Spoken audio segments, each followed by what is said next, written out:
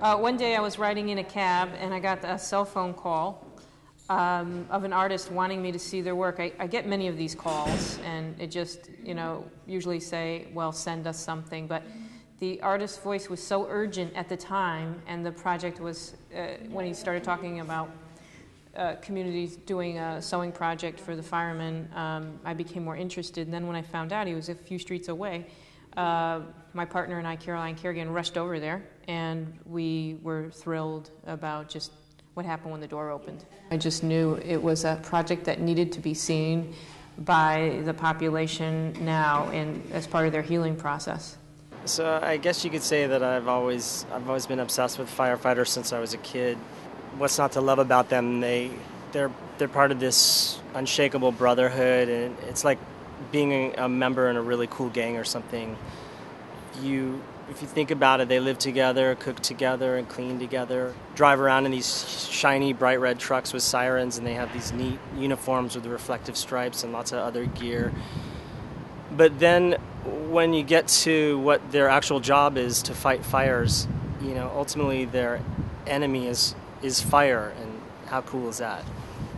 Police officers are there to protect and serve our communities as well, but it's a different sort of thing where fighting crime is a little murkier, and justice isn't always served. And not putting down police officers, but firemen, they seem to have a much cleaner mandate and a simpler objective when they go to work, and that is just to save people, and that I find to be truly awesome.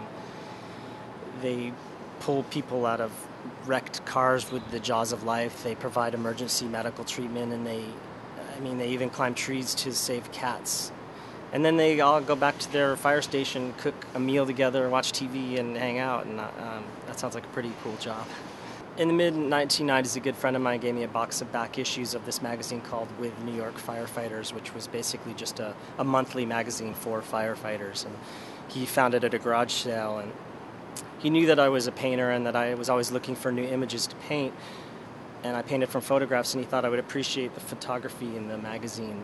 And I did a lot. The photos were breathtaking, dramatic images of men holding hoses and fighting these ruthless, blazing fires, risking their lives. And I was totally fascinated by them. So I began painting a series of paintings based on these images.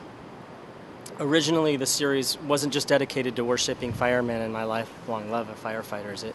But in addition, it explored other themes that interested me, such as masculinity and iconic images of men in society, and playing around with the idea of gender roles.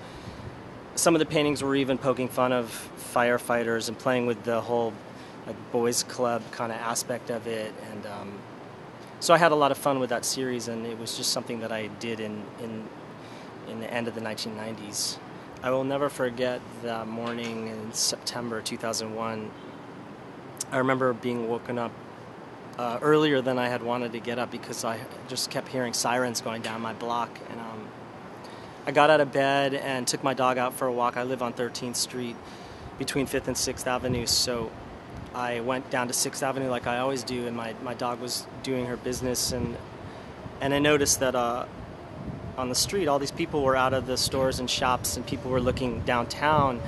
And when I looked down the street at what they were looking at, I was just completely stunned. The World Trade Center was not only on fire, but there was this huge sort of gaping hole and in the building, like huge, and smoke was just gushing out of it. And it was such an insane thing to behold. And as I was looking at the one tower that I could see on fire, the other tower in the background just suddenly exploded, and the second plane hit right at that moment, and it made this sound like, and at that point, everybody on the street just screamed, and all chaos broke loose after that.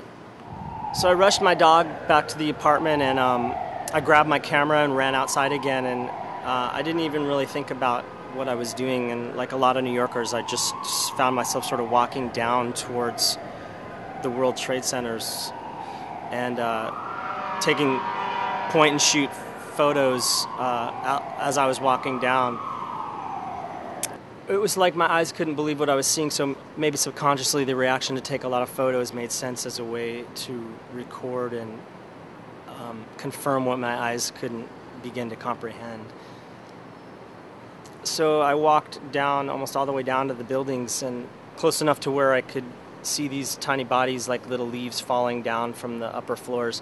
It was definitely the worst thing I've ever seen in my life with my own eyes. You can't believe what you're seeing. It didn't make any sense, and then shortly after that moment, the first tower collapsed and all hell broke loose. And I was close enough to see these mobs of people running out of like white ash, like towards me on the street, and I had to jump up on top of a car to avoid like getting trampled by them. And right as soon as I could, I got out of there and just came back to my apartment. As all hands came together and came into focus, and we got all the patches done in the 2 months following 9/11.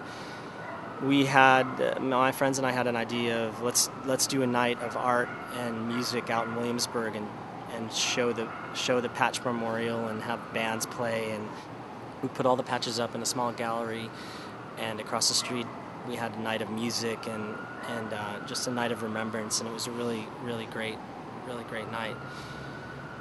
And after that show in Williamsburg, I reached out to somebody in the art community in Manhattan that I respected, Margaret Bedell, who's an art dealer, and I called her one day out of the blue. I didn't know her, but I called her and explained the project to her, and she came right over to my apartment and saw the work and was blown away, and immediately got involved and went to bat for the project and gave all hands another showing in Chelsea, which turned out to be a great evening. We put all the patches up on one long wall, and my friends and my community came out, and the firefighters from Ladder Company 3 came out, and it was just a great night of remembrance and a really special event. All Hands was a rewarding experience on many levels. For one, it allowed me and my friends in my community to explore this sort of therapeutic aspect of making art, to relieve stress in real time as a coping mechanism. And so the collaborative aspect in that sense was really rewarding. And in another sense, it was special. It was a special project because the whole piece, we were making a memorial, something to remember this moment and the loss. And it allowed the people that sewed to have a very concrete idea of how many people 343 people actually is. There were several thousand people that lost their lives that day, but each patch took such a long time, and to make 343 took forever. I mean, it took 2 months and a lot of needle pricks and a lot of stitching, and kept us really busy and occupied. And so to finish it and to have them all up and to see them all was sort of mind blowing. Just to be like, that's a lot of people that lost their lives. And some people, my friends and neighbors and family, everybody came together, and musicians and artist friends that I had, and some people took the patches and the raw patches and sent them to their families in other states, so people in California and Utah and other places could feel connected to New York City and what we were going through. And so in that regard, it was powerful because it brought a lot of people together from all over the place, kind of creating one expression. It was really neat. I would imagine that people who actually sewed on these had a real chance to process a lot of their own feelings about what went on September 11th, and whether they solved those feelings or I sew myself, so I know whenever I sew, it's a very meditative process. There's a lot going on, even though it's not necessarily in my conscious mind while my hands are busy. Conceptually, this is a powerful project also, just because it brings people together in that way. When you touch it, it's soft. To look at it, it's beautiful. And the fact that he was working on fireman paintings 2 years ago, that he knew the importance of their role in the community, and was honoring them that way. And then this tragedy happened. And then, he thought of a new way to go about it. using what he had been doing to react against what happened in a positive manner, and that's his brilliance. It's really appreciated. I know I speak on behalf of everybody from the fire department that we want to thank everybody for all their contributions, all their love and sincerity, and showing and displaying all this is really beautiful and deeply appreciated. It's just a documentation of how much there are people there to help us if anything happens. But clearly, just by showing these patches, shows the dedication of the people we have to protect us. There's not enough that you can say, but anything that you say is already been said. So, it's just, I don't know, it's a fucked up situation. Well, the fire department has been getting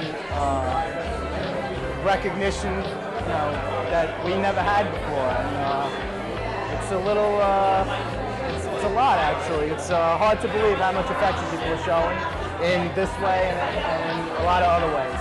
It's really great. I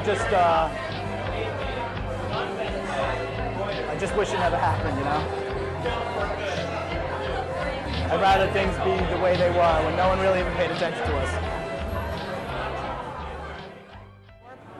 Well, I think the artwork will help people remember how many guys died that day. You hear the number 343, but if you see something now, you can count them. You get an idea how many guys were lost.